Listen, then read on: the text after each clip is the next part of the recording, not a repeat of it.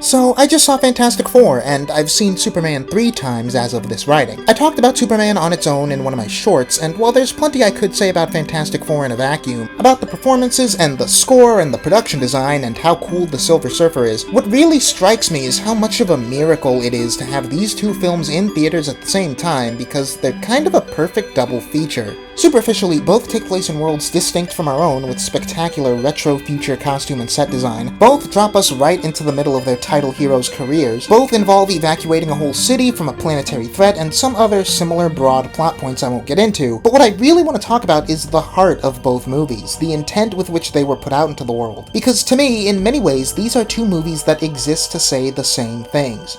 Both these movies hinge on showcasing the title characters, with their characterization and investment from the audience being the main priority. The implicit understanding is that DC and Marvel, going forward, are going to need you to both understand and care as much as possible about Clark Kent, Reed and Sue Richards, Johnny Storm, and Ben Grimm, given just how much of each studio's universe they'll be carrying on their backs. On top of that, both of these properties are coming off of decades of films that felt the need to mitigate or alter parts of the characters and mythos to be more palatable to a modern audience, only for that to not pan out great. So both movies are at their core about making you get how their core is inherently awesome and cool and doesn't need to be spruced up or improved upon. The characters all have comparatively thin arcs. They're not asked to change that much from the start of the story to the end, even if their values or view of themselves is challenged. Superman and the Fantastic Four are ostensibly the most powerful beings in their respective worlds, be that because of actual superpowers or because of influence, adored by the masses until a complication partway through the film puts them in the world's crosshairs. It's through this sudden opposition that our title characters have to prove, not just through action but through conviction and commitment to their defining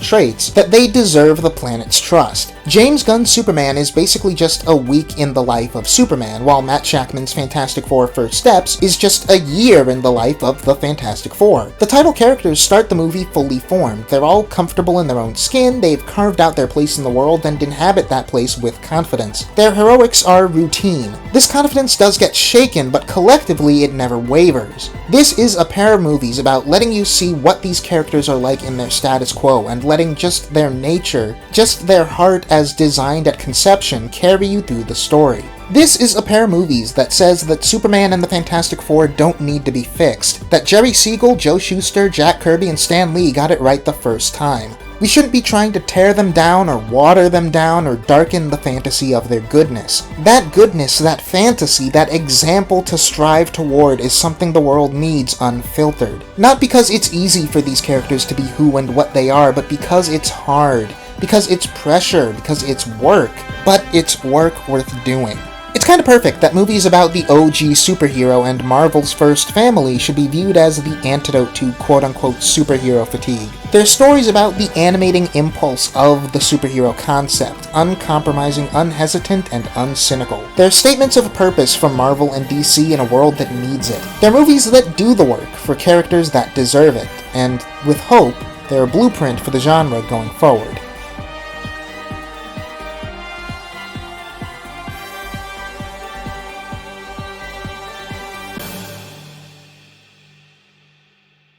Also, I spent months watching Fantastic Four trailers wondering where I knew this guy from, only to realize in the theater that it's Mark Gatiss. Anyway, whatever, listen to me yap, man. What do you think about these movies? Which do you prefer out of the two? Sound off in the comments, and like and subscribe if you haven't already, it'd make my day.